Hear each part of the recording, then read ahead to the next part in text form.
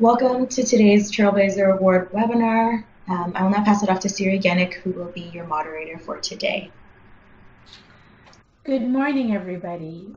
Welcome to the Trailblazer Award seminar series, or maybe not seminar, but webinar series for the 2009 recipients of the Trailblazer Awards from Women in Mining Canada.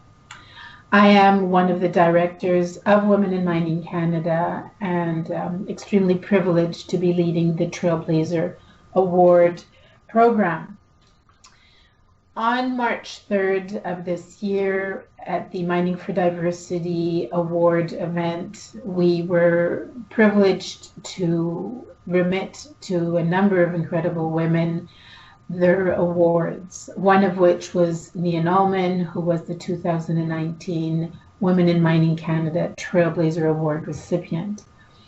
She is with us here today, hopefully with a nice warm cup of coffee because it's quite cold in Toronto after our first snowfall. And after an incredible career, she is prepared to share with us some of her insights, some of her thoughts, some challenging ideas, and also her vision of where we want to go. Nean, good morning. How are you today? Good morning, Siri. I'm fine. So I hope you have that nice hot cup of coffee or perhaps a cup of tea. Tea, British background.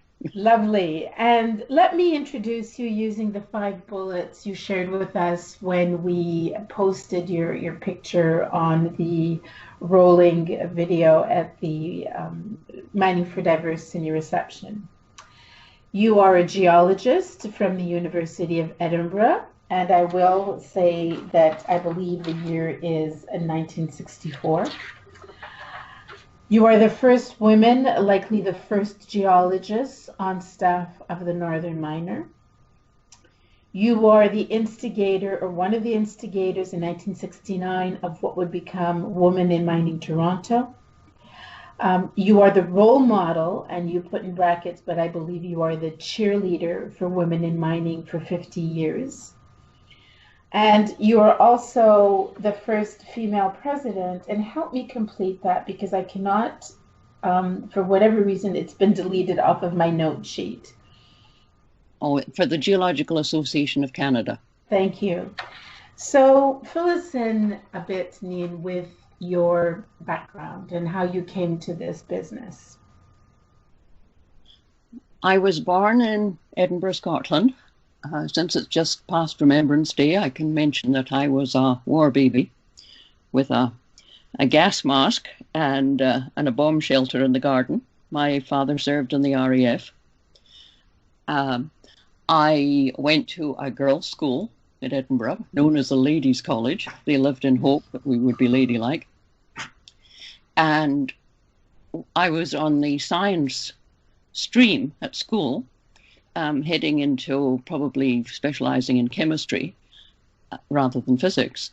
But we had a wonderful geography teacher who every now and then would give us some insights into the local geology, and I would always sit up and pay attention. And the more I found out about the geology, and Scotland is a great country for rocks, the more interested I was. And I thought, well, I really would like to do something where I'm genuinely interested in it. I applied to Edinburgh University, and interestingly, I received a letter from the Director of Studies there saying, did I know it was unusual for women to study geology and I might have difficulty getting a job.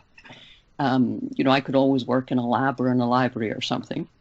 And why I wanted to take geology was something that would take me outside, but I thought that I would take the gamble. And if I didn't get a job, I could fall back and teach science, was the thought I did it. The staff at Edinburgh were very supportive of me, having pointed out that I might have difficulty getting a job. They didn't hold me back in anything. The morning of my graduation, as a result of an interview I'd had earlier in the year, I was offered a job with the British Antarctic Survey as a research assistant. That sounds wildly exciting, but the British Antarctic Survey people did not send their women to the Antarctic at the time. But one lives in hope that there will be change. So I spent a year working in Birmingham, England, doing research on a book on the geology of the Antarctic. And my plan at that point was to study for a Master's of Science and head to Australia or New Zealand, because at that point you could go for £10. They were encouraging immigration.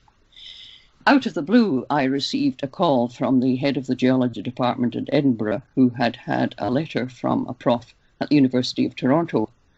He had had a woman geologist from Edinburgh working for him. She was now staying home with a baby, and he wrote back to Edinburgh saying, are there any other girls who would like to come out? Which I guess was sort of some strange logic, but it suited me. So I decided, although I was wanting to go to Australia, that Canada was halfway there, and I would head out to the University of Toronto to take this research position. So I arrived, having been lent my fare on the ship, and with $100 in my pocket, I had been given by an uncle, but at least I had a job to come to.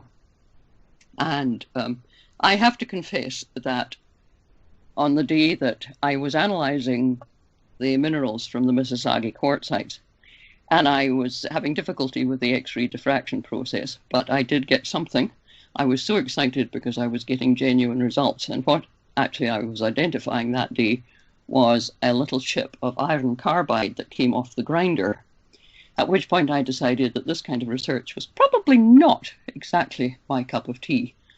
But I wasn't sure what I was doing, but then, happenstance, I met somebody who worked for the Northern Miner newspaper, a weekly mining newspaper, that I noticed all the students read on Thursdays in lectures when the paper came out. And I met the editor of the paper. He kindly offered me a job. I had been in Toronto for a year and a half at that point, figured I could go home for a month and then come back and try this thing, and I started at the Northern Miner in May of 1967. I called it my Centennial Project, and it was probably the best thing that I ever did. I was able to use my background knowledge and do some traveling, met an awful lot of people in the industry, and learned an awful lot while I was doing it. I was there for 13 years, and by then I was married and with a baby, and I wanted to go on working just because I enjoyed my work so much. And the miner did not really pay enough for me to afford childcare or a nanny. There was no such thing as daycare in those days, and I didn't have any family that could help. So I decided that the Queen had a nanny. Why couldn't I have a nanny?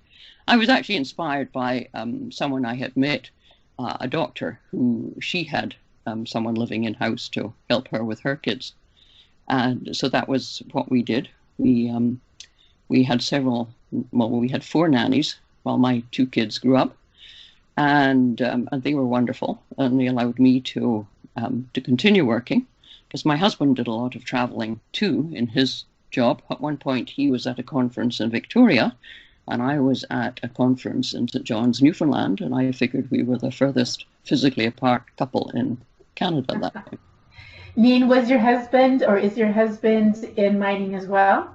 No, he was. He died 10 years ago. He was very supportive. He worked for the Ontario government.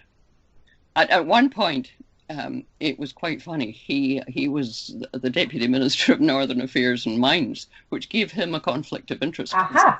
When the companies I was working for were applying for road grants or something, and he had to keep writing. Well, I think a couple of times he had to excuse himself from certain meetings and discussions, and he felt uncomfortable with that position, and then he moved on to another deputy ministership.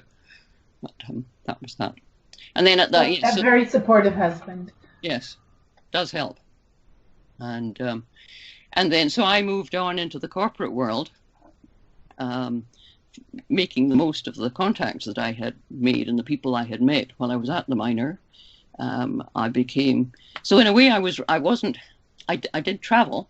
I wasn't spending summers and winters in the bush, right up and hitting rocks all the time, but I did have an opportunity to visit a lot of sites mine sites and exploration sites. And I also had a great trip to Australia way back in 1971. So you did get to go. Yeah. And then so I worked with 3 companies. I joined Hudson Bay Mining and Smelting, and I was working on an internal newsletter for them. Northgate Exploration came along and gave me the opportunity to work on external communication as well. And then when my son asked me if I was going to go to the office on Christmas Day, I decided that I had better perhaps change my approach to what I was doing. And Corona Corporation came along with an offer of working 3 days a week, which I thought would be absolutely perfect.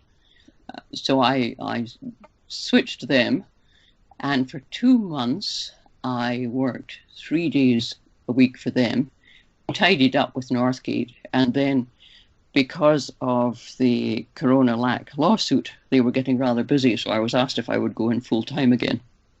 Then after a couple of years, they very kindly said that they would support me if I wanted to set up on my own, which I did. And that was the start of my Allman and Associates corporate communications business. I did a lot of annual reports and speeches and wordsmithing for people, for various companies. And that allowed me to balance the home life somewhat. And that has, and also it's been useful now as I wind down, or as I have wound down, it just was a basis for that.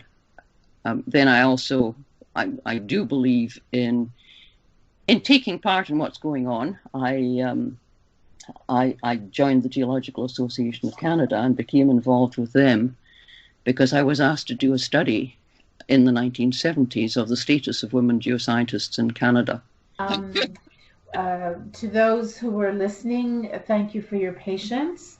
We had a few minutes of silence, but you interestingly dropped off when you were talking about I believe the first survey that you prepared on, was it women geologists in the industry?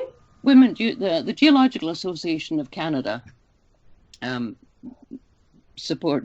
organized a study of just the status of women geoscientists in Canada. And I had people across the country helping, and we put together a questionnaire. We tried to compile a list of as many female geoscientists as we knew of, and contacted as many as we could and asked for their comments on how they were faring with their careers, how things fitted in, what they would like to see improved, that kind of thing. And the Geological Association did put out a report on that in 1976. And tell us a bit about the contents. Well, there was a lot of frustration. With the men or the women? Oh, well, both. The women Good answer. Expressed frustrations because for geologists to advance, you needed to have experience in the field. And men were very reluctant to hire women. And it really was, you just had to persevere and persevere and persevere. I remember one expedition manager saying, well, if I have a field crew of women and their canoe capsizes and they drown, it's going to be front page news. Whereas if it's guys in a canoe and they drown, nobody's going to pay any attention. And that was why he said he did not hire women. That was happening every day. Interesting. But I think. Go ahead. You think? Well, yes. I think that started. The GAC did come up with several recommendations, which I have to admit I don't have at hand. But a study like that does make people more aware. And when I was also contacting exploration people, exploration VPs, and asking them what their company's approach was to hiring women in field parties. And I said that we were compiling a list of as many female geoscientists as we could in Canada.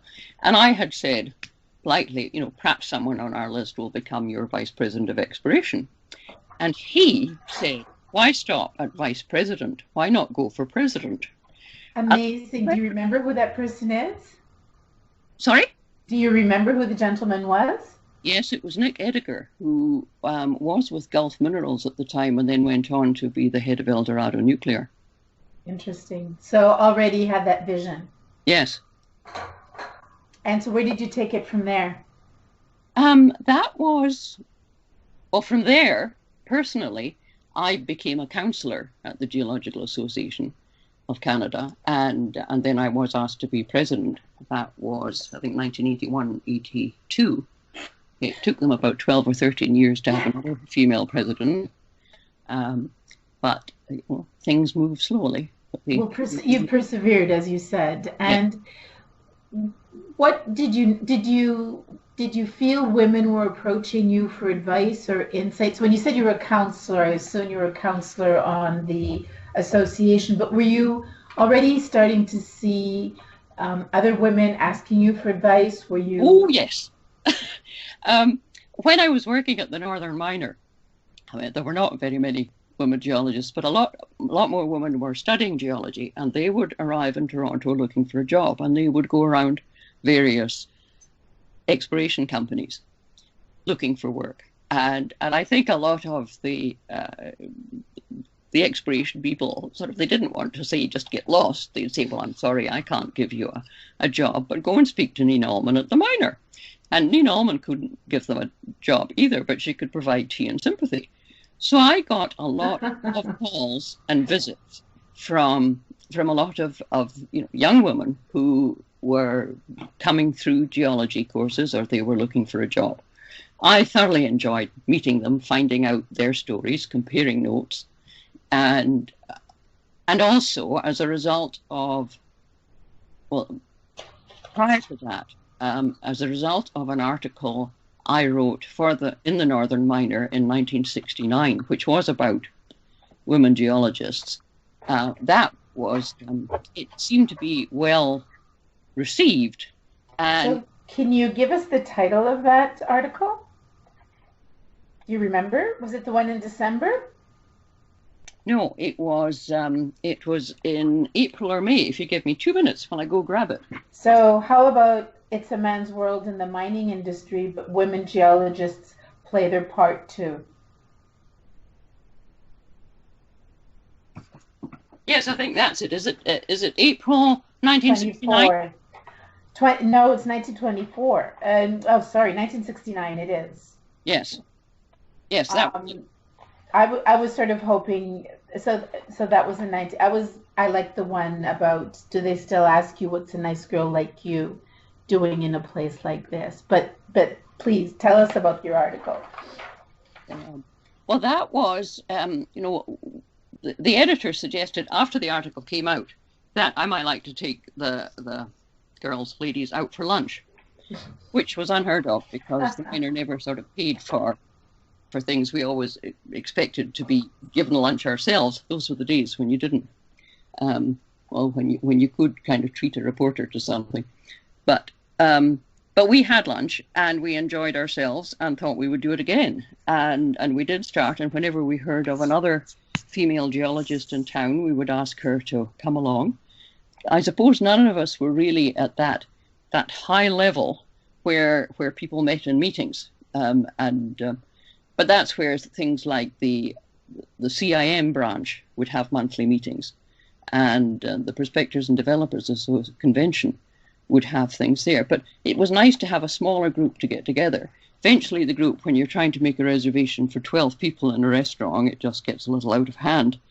And some of the people, the women, would start offering their boardroom. And we kept it very low key, intentionally, for years and years and years. And it was a good group. And eventually that grew into the more organized Women in Mining Toronto and became a lot more organized as it had to be, as we changed from sending faxes out to emails and all the things that you do now. And around what year was this, Nean? Well, that original article appeared in the Miner in 1969, 50 years ago. And so through the 70s, we met casually. And then in the 80s, I think by the 80s, we were meeting in boardrooms. And the 90s, that continued. I think it was early in the 2000s that Barbara Calles in Vancouver organized a similar women in mining group in Vancouver, and others started popping up. In 2007, the Women in Mining Toronto decided to take part in the Walk to End Breast Cancer put on by the Princess Margaret Foundation. It was a bit of a last-minute decision, but thanks to the support of the mining industry and a lot of people in it, the team became the top fundraising team that year. And a team had walked every year since then. In 2017, 10 years after, they had another team. I joined them in 2007, and in 2017, they raised over $110,000, I think it was. But in total, that year, they had raised over $1 million for the fund. And I think it made non-mining people, when they saw that there was a team from women in mining, have a different perspective on what the mining industry is. Do you want to elaborate a little bit around that?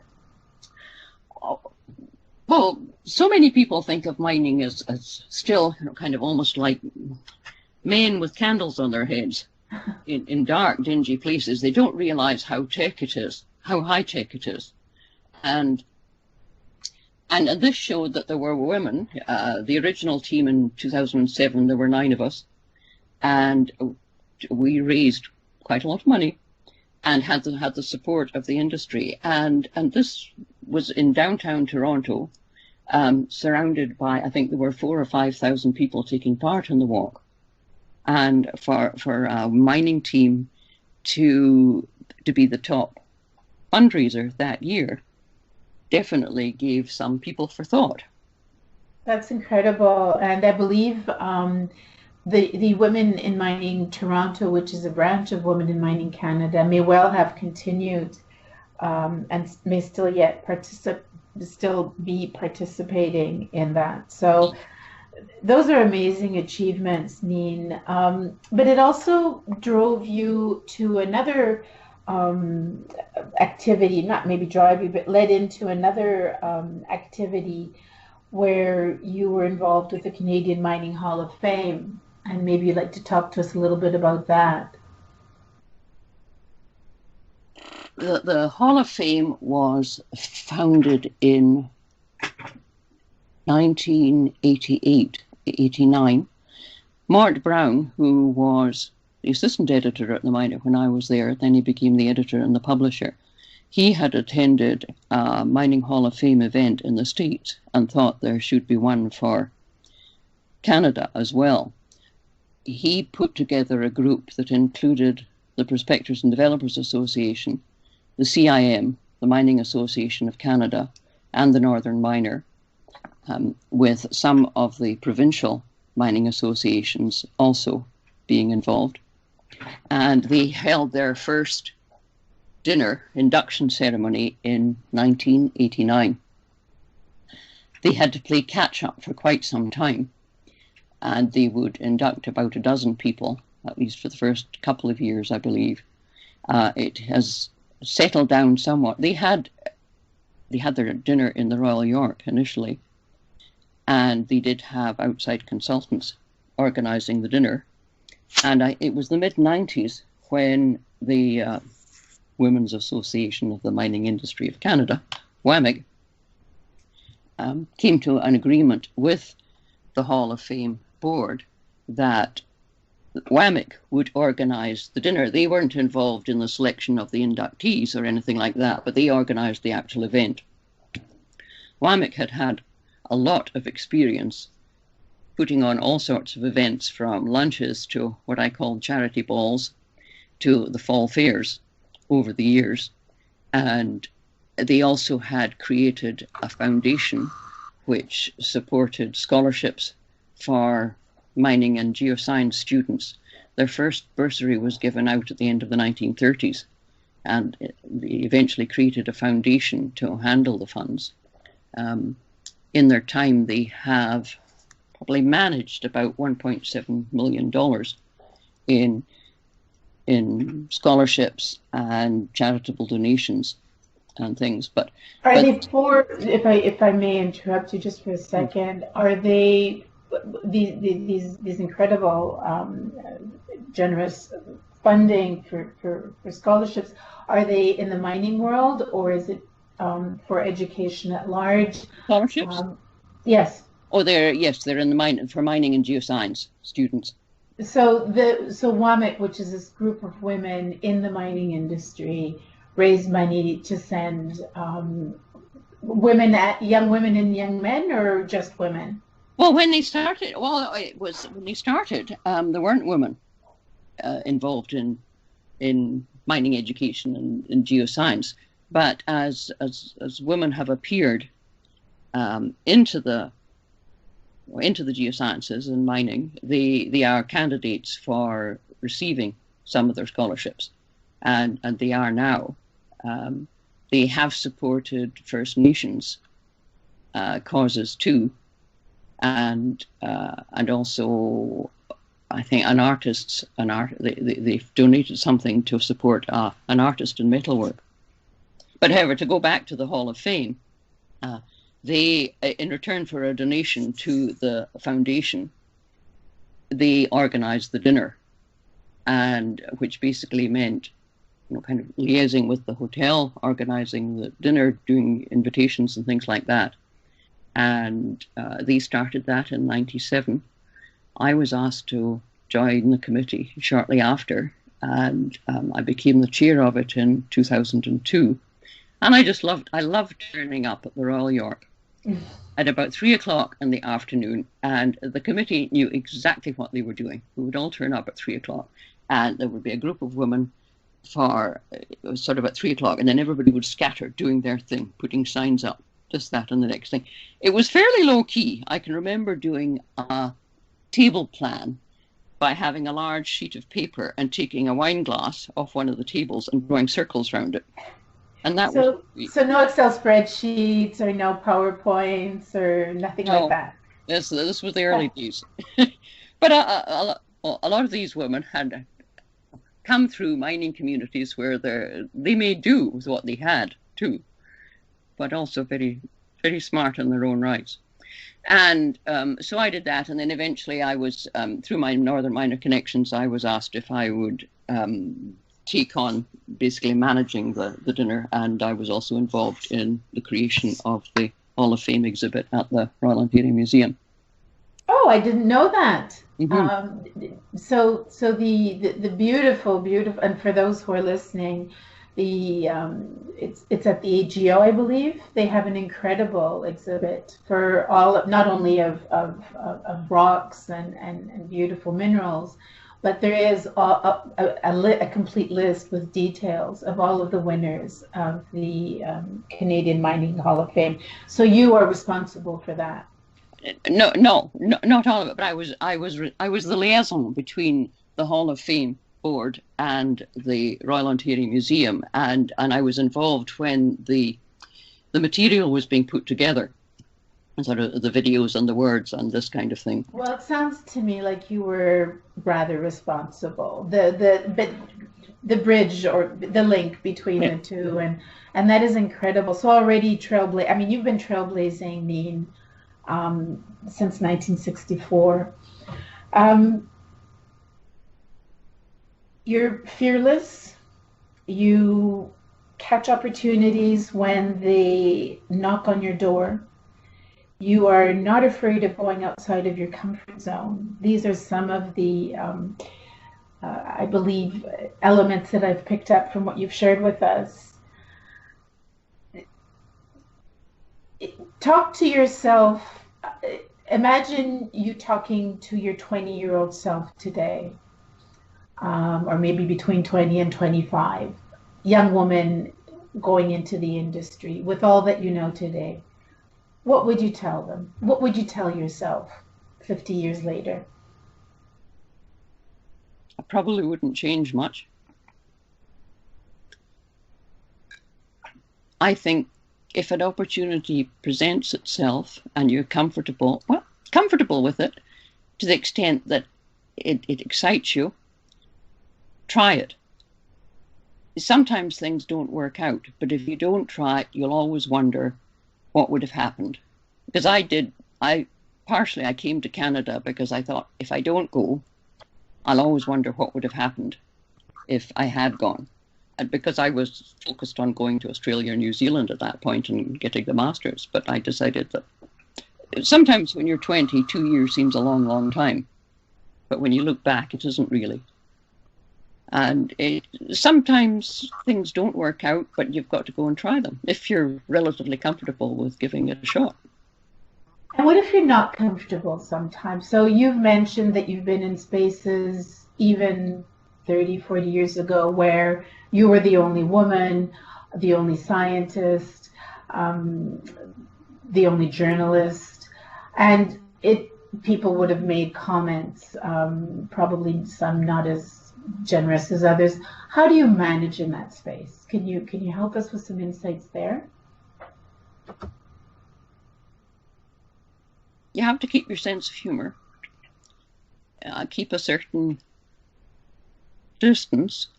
You can ignore things, or you can bide your time.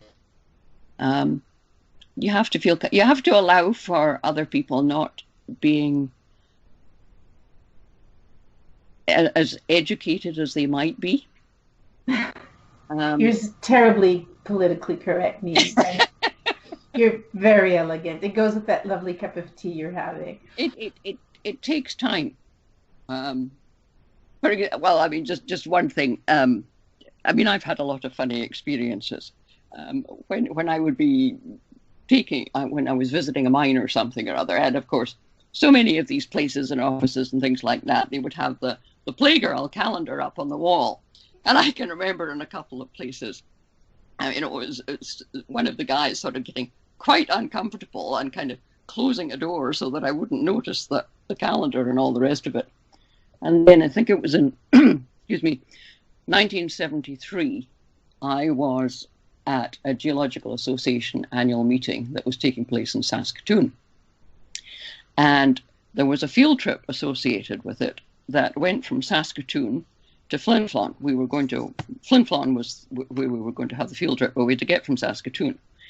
The mode of transport was a Prince Albert school bus, and it was going to be a fairly long journey. Before we all piled on the bus in Saskatoon, I went into the local convenience store, and to my amusement, I found the first issue of Playgirl magazine, which had a centerfold with Burt Reynolds in it. And so I thought, oh, that's interesting. I got that. Well, I'm the only one. Did you buy it? Is that yes, what you did? You did buy? Playgirl for the benefit of research. Amazing. Yep. And then I get on the bus, and I'm the only woman on the bus, and I get it out, and the amount of interest that magazine caused. So I passed it on, and it got sort of sent all the way around the bus, and I did get it back eventually. But I got a little chuckle out of that. But I mean, that's just one of the things. And sometimes people don't know that they're putting their foot in it, or you just have to work away and try and educate folks and not get too sensitive yourself when it doesn't matter that much.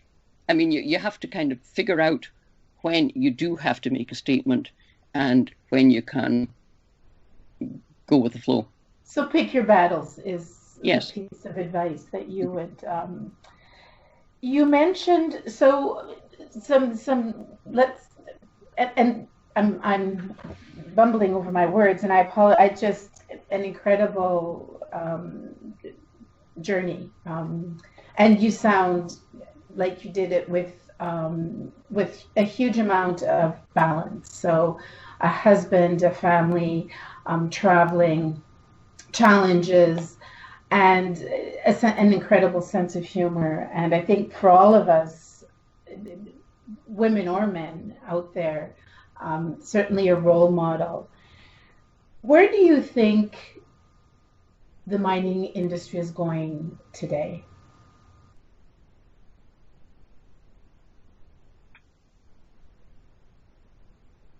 I'm still here. I'm thinking.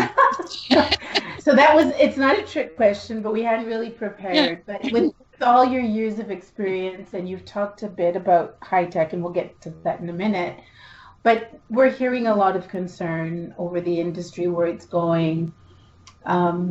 It is evolving slowly. Is that a good or a bad thing? It is a good thing. It's also facing a lot of technical innovations and change. So, if you were giving advice to young women today going into the industry, what would that advice be?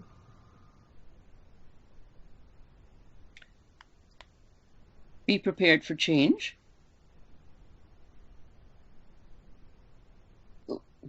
It may not be plain sailing, but even in the best of circumstances, where you think you're going may not be where you end up. Be aware of the opportunities that present themselves. Keep educating yourself. Volunteer. What is there? Join interest groups beyond your desk. Get an idea for the whole industry rather than just your particular aspect of it. The industry is full of some really interesting, lovely people, so it is good to have opportunities to meet them at conferences and meetings and things like that. Be supportive of other women. Keep your sense of humor.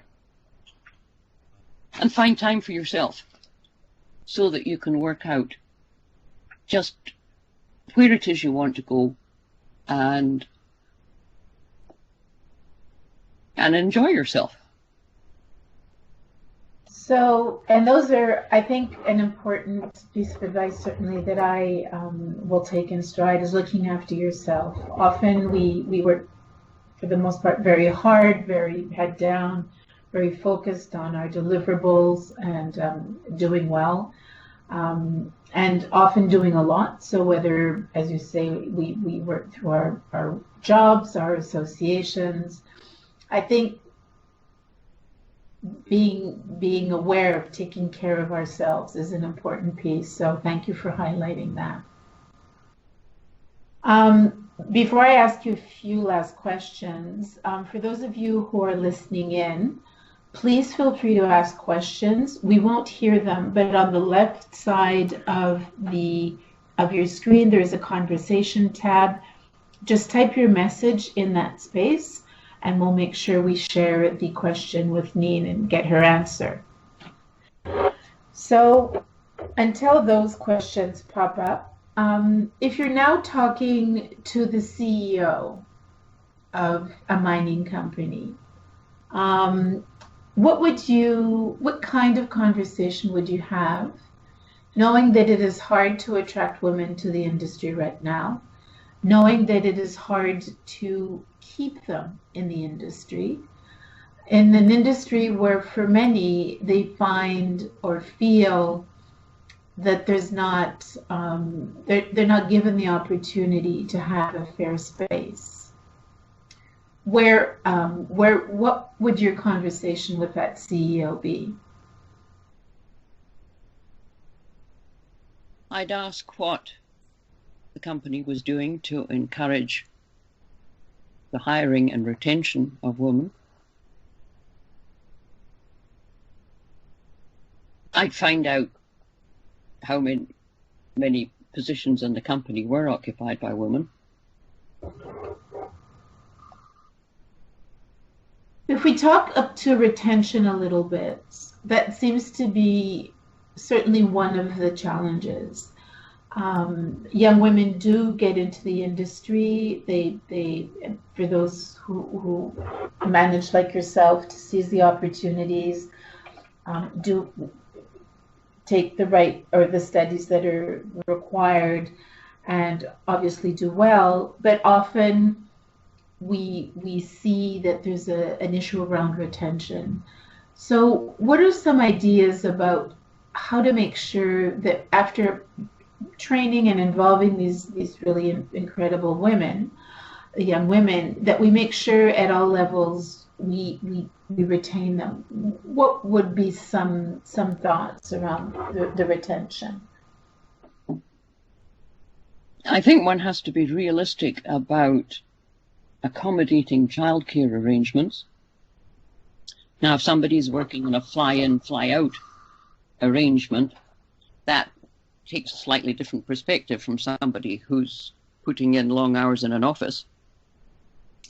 I know in the past, I remember in 1980 in particular, they were crying out for geologists and engineers. They encouraged a lot of youngsters to go in for their degrees. Unfortunately, by the time they graduated in 1984, there was a downturn. So a lot of women who had graduated in geology went on to study law or to study finance or other things. They got another string to their bow. At that point, I thought that undergraduate courses should include small business instruction so that people can set themselves up as a sort of home business or be their own bosses. I think there has to be more accommodation for picking your kid up from daycare. I was at a meeting one time and I was supposed to be making a presentation at 2:00. The meeting went on till 5:30, at which point I realized I had to get back home as fast as possible to pick up my kid from daycare, because otherwise I was going to be fined for being late, which I can understand because somebody was waiting to go home herself, but looking after the kid. You don't want to get a name for having special treatment, but I think one has to be realistic and perhaps not to expect people to work such long hours and be overworked. We have to have time to ourselves and to our families or whatever our personal arrangements are.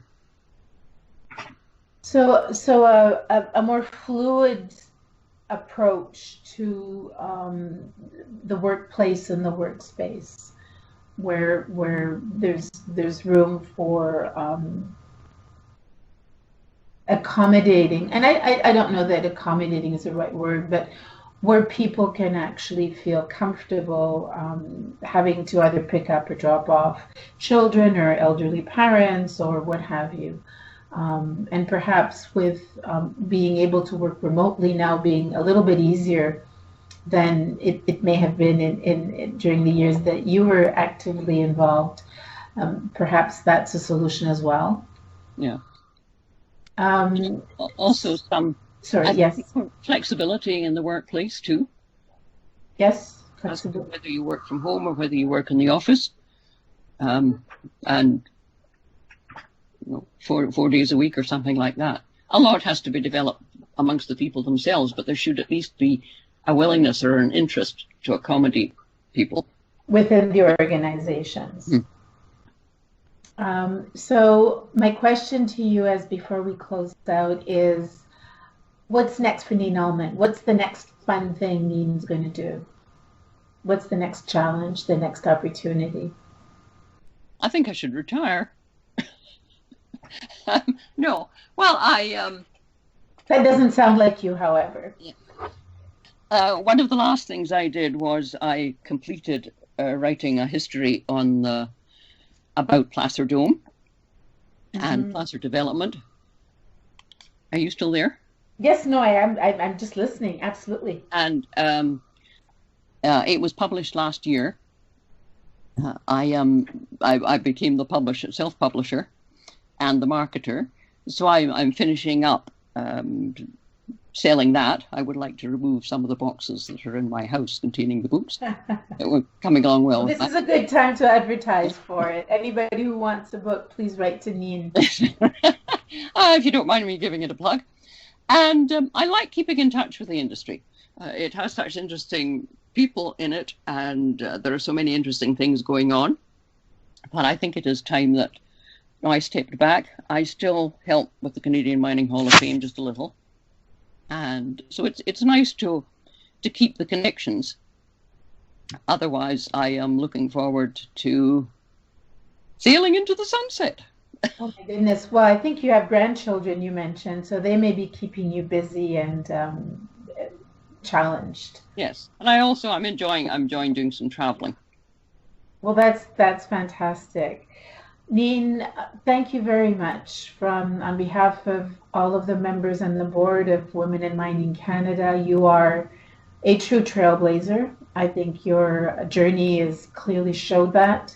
You are an ambassador for all women in our industry, a shining light, a lot to look up to, a lot to live up to. And I'd like to thank you very, very much for participating in this webinar. For those of you listening, thank you very much for dialing in or joining the conversation. For those who have not had a chance to do that, we will be posting this on Women in Mining Canada's website, and we will be launching very shortly the Trailblazer Award series that will culminate with the awards being handed to the recipients on March 3rd at the Mining for Diversity event held during PDAC. So I invite all of you to think of women like Nean that you know and nominate them, as well as students, Indigenous women, and mentors, women and men, who have made a difference in your lives or in young women's lives to enter into and stay into the industry. Nean, thank you very much. Thank you. And thank you very much to KPMG, who have been amazing in supporting, and Lily Tran, who has been championing us, helping us with the technology and cheering us on. To you as well, thank you, Lily. And to all of you, have a great rest of the day. Thank you very much.